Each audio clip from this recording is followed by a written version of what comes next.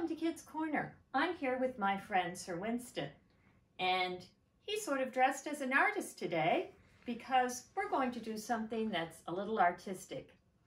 You know, when I saw my dress in the store, I thought, you know, that reminds me of stained glass. So I'm wearing it today because we're going to do something that's like stained glass. Now you may have stained glass in your house. We have this one in ours. It hangs up in our window. But you also see stained glasses in a lot of churches. Your church may have some stained glass. I have some pictures of stained glass that we have at our church. This one's a close-up of the nativity scene, and this one's several different ones of Jesus. Stained glass has been used in churches for years. It started a long, long time ago, way before you or your parents or your grandparents or your great-great-grandparents were born. Because a lot of people couldn't read, the church used stained glass windows to help tell the stories that are in the Bible. Now, today, to make our stained glass, we're going to need a number of things.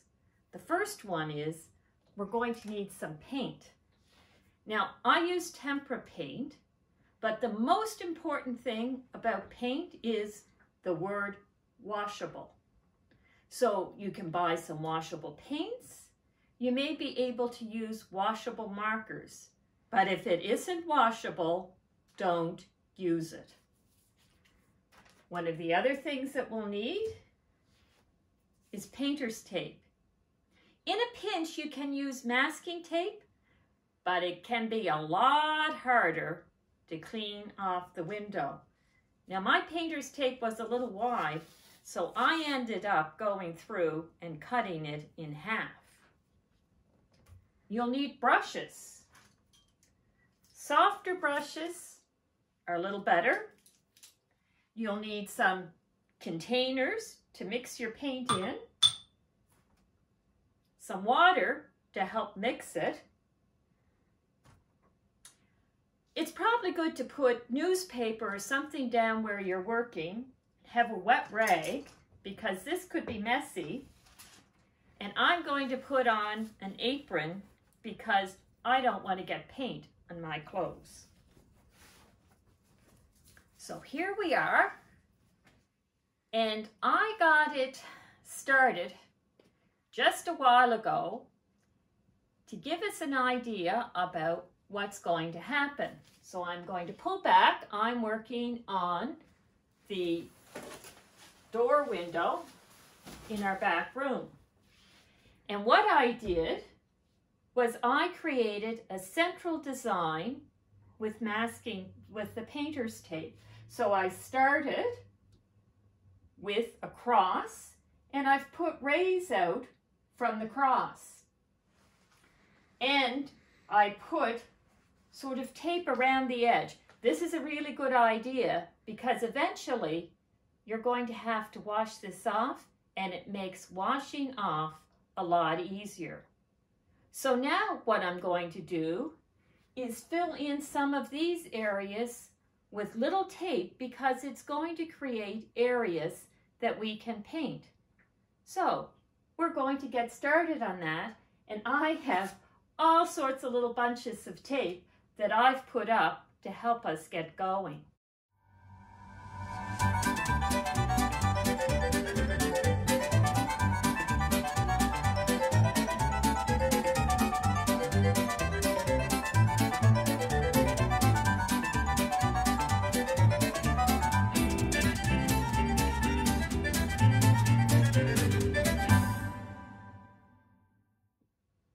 Now I finished putting on the green painter's tape. And I should have said, before you do that, make sure you clean the window because the paint will stick much better. So now we're getting ready to paint.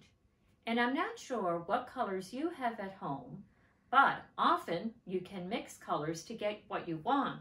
And so what I've done is made a color wheel to help you. So if you think about taking a rainbow and kind of making it into a circle, that's a little like the color wheel. We have 3 different colors that are called primary colors: red, yellow, and blue. And if we mix those colors, we can get most of the colors we want. Red and blue give us purple. Red and yellow give us orange. And yellow and blue give us green. And when we mix the 3 of them, the red, the yellow, the blue, we kind of get a brownish color. So let's start mixing some of our paints. So I'm going to start with the yellow. And it's kind of different. The yellow, when it comes out in a powder, kind of looks a little off-white. But when we add some water, and then we're going to mix it, you can see that it's starting to get yellow. Now we have to think about how much water to put in. The more water you put in, the less strong your color is, but you'll be able to kind of see through it rather than it being kind of all, well, the word they often say is opaque, that you can't see through it. So this is what our yellow looks like. And I'm going to get a softer brush to paint it on, because the softer brush works a little easier. And so I'm going to paint a few strokes to see what it looks like. And I'm going to paint the yellow on what looks like the rays coming out from the cross. These pieces, sort of little triangles, different shapes, that's what we're going to paint different colors.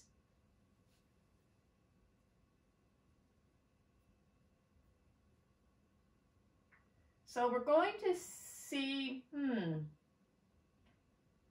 sort of smooth it out.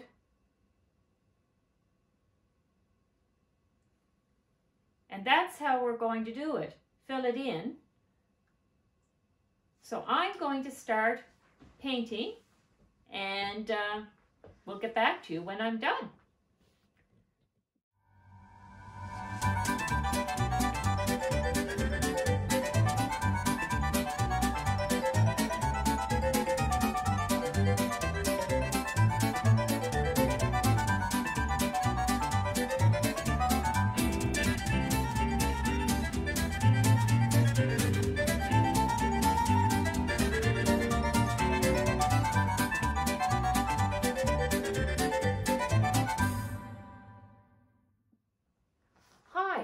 I've taken some time off to let this dry, and so you can see actually it's morning and we've got light shining through it. So now what we're going to do is start picking off the tape so that the triangles are outlined. So find a piece of tape that's kind of on top and start peeling away. And I've got a damp cloth because sometimes I didn't press the tape down well and some paint seeped through. So here we go.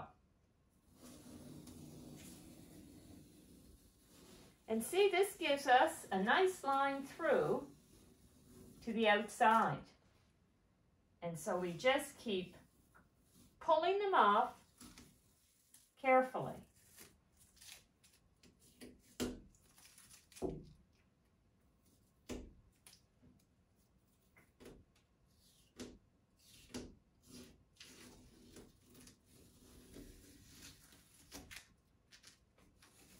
Oh, and we see where some came through.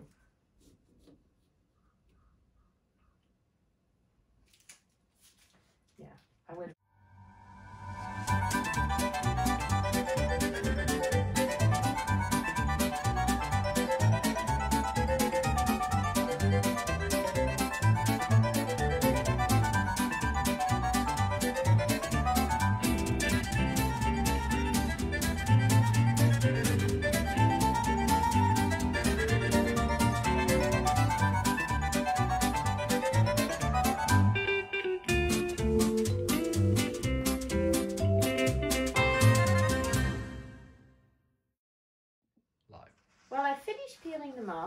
tidied them up. Now you may notice that some of them look different because halfway through painting, I decided rather than making brush strokes going like this, I started going kind of around. So what that gives you is perhaps a little look like some of the stained glass you've seen. Now, one of the things you can do is that if you have a darker color paint, you can fill in all of these. That's going to take a lot of time, and I think I'm going to leave this the way it is because then I can see through the window. If you didn't have painter's tape, you might actually just want to take black lines and use that and then fill in. You have to be a lot more careful doing it though. So I hope you'll try this at home. All sorts of different designs. And if you do, we would really like you to send us a picture so we could post it at United Churches for Dartmouth. So if you make one, could you please send us a picture to UCFD, short for United Churches for Dartmouth, at gracedartmouth.ca. And then we can post it so that we can all enjoy what you've done.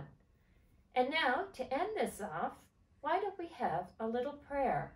If you could repeat after me. Loving God, thank you for being with us. Thank you for the people who look after us. Help us to let the light of love shine through us. Amen. And see you next time at Kids Corner.